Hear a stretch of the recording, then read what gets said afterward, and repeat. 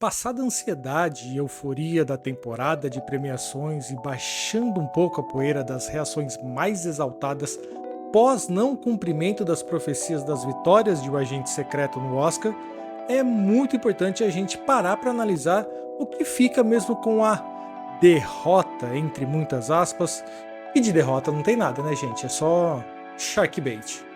Sacou aí, né?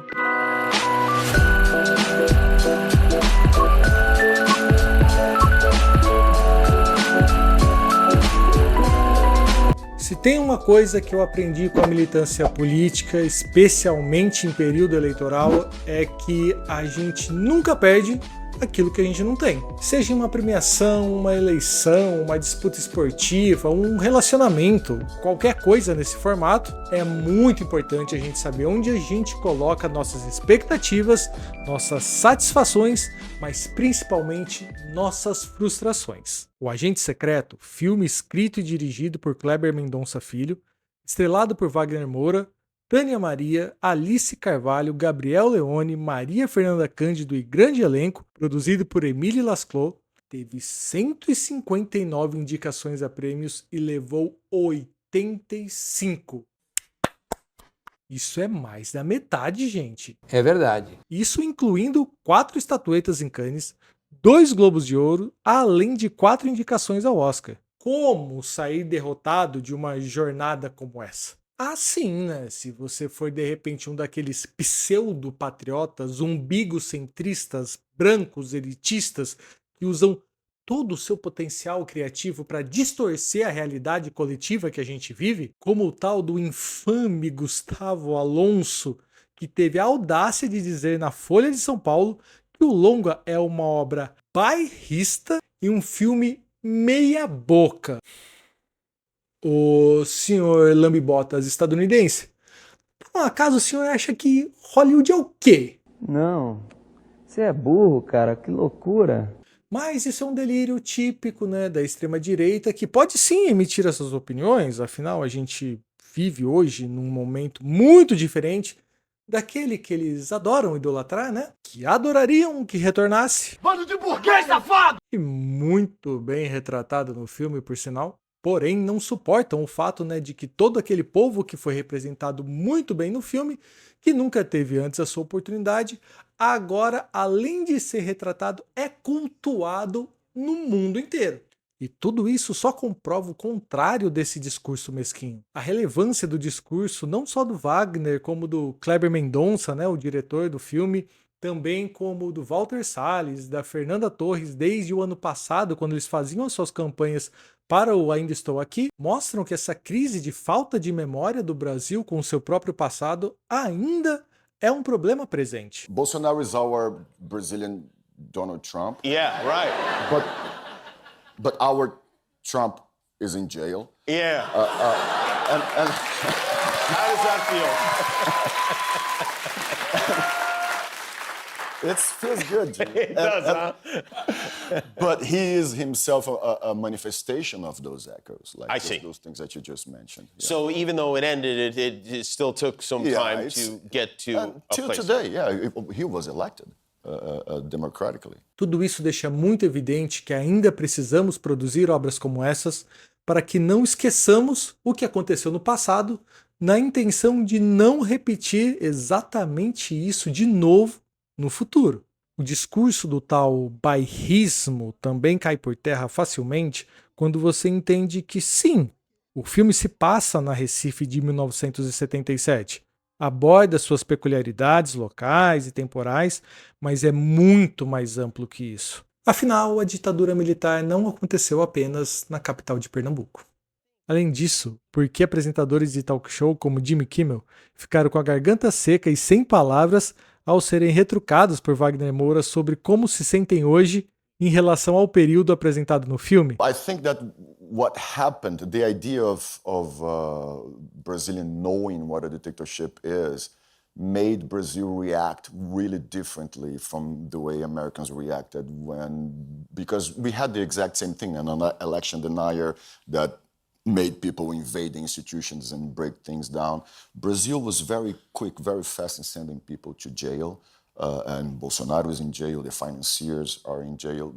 And I think that happened because Brazilians know what a dictatorship is. Yeah, I don't think for most of us that we really truly believe it is possible yet. Yes. Yeah. Well, how about You get now? that. You live here in LA, right? How does it feel?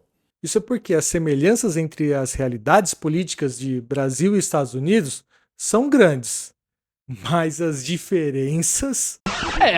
Realmente. Confesso também que tenho uma curiosidade antropológica minha em saber como deve ser essa reverberação cultural aqui no Brasil após o resultado desse ano, de não trazer as estatuetas, ter sido diferente do que foi o ano passado com Ainda Estou Aqui.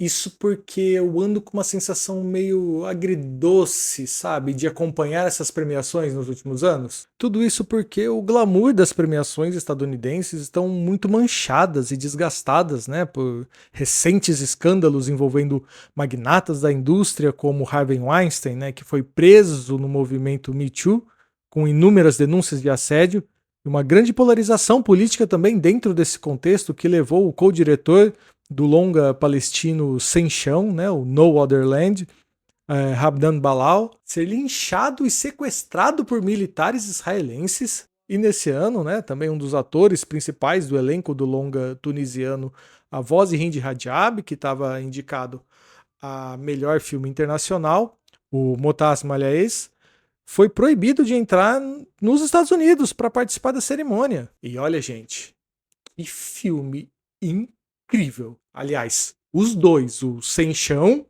e A Voz de Hind Rajab. E eu, cinéfilo desde pequeno, desde que eu nem sabia o que essa palavra significava, sempre acompanhei o Oscar e depois fui acompanhando as outras premiações também, Emmy, Globo de Ouro e tudo mais. Mas hoje em dia tenho que fazer um baita de um esforço para me importar.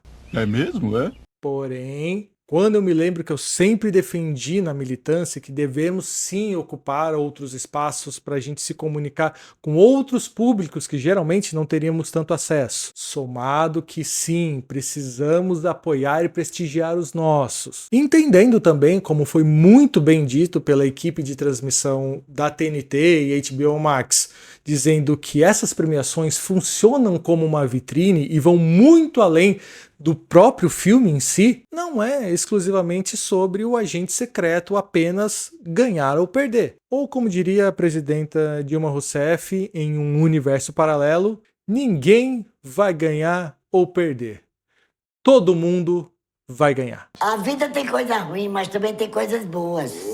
Quer um exemplo rápido? Se não existisse o agente secreto esse ano, Humanas da Mariana Brennan poderia circular em qualquer lista e levar qualquer premiação que não seria surpresa nenhuma. Ou até mesmo o documentário Apocalipse nos Trópicos, da Petra Costa, que quase entrou também na lista final de indicados do Oscar. Gente, o ponto é que a nossa safra é ótima e vai muito além do brilhantismo do agente secreto em todos os aspectos do filme. De roteiro à direção, de elenco à produção e da excelente recepção de público e crítica. O momento de crescente investimento em toda a cadeia produtiva do audiovisual brasileiro é muito importante, mas precisa continuar. Até para potencializar os debates que estão sendo discutidos agora, como a lei de cotas do streaming. O aumento do público brasileiro em consumir o nosso audiovisual ajuda a alavancar tudo isso, a ajustar o que ainda precisa ser afinado. Pois se o Brasil sempre foi o paraíso das telenovelas e esse formato está cada vez ficando mais cinematográfico,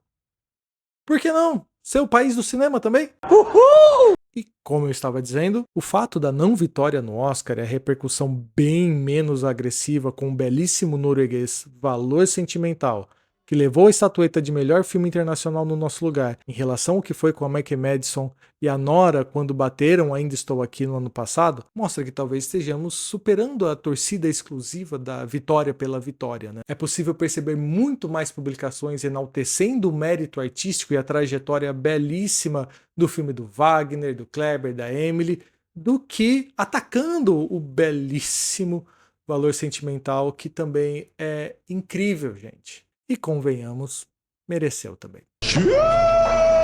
No fim das contas, no meio desse debate todo de quem seria o tal agente secreto do filme, que não apresenta uma personificação muito óbvia do título em alguém escalado no elenco, eu que compreendia com muita angústia que seria o autoritarismo militar e as mãos estadunidenses operando seus fantoches nas terras tupiniquins, hoje já acredito com muita esperança que esse agente cada vez menos secreto é o povo brasileiro, recuperando sua autoestima e chutando cada vez mais pra longe esse complexo de vira-lata, né?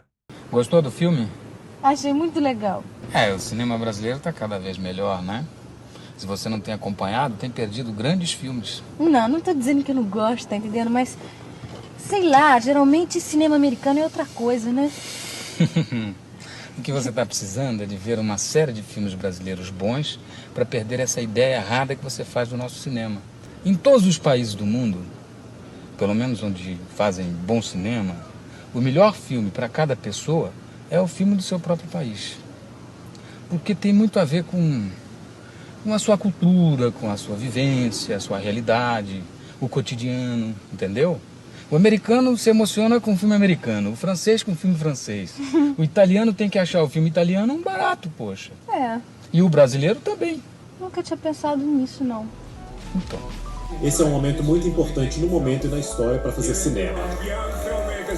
Jovens cineastas continuem fazendo filmes. Viva o Brasil, viva a cultura brasileira. Thank you very much.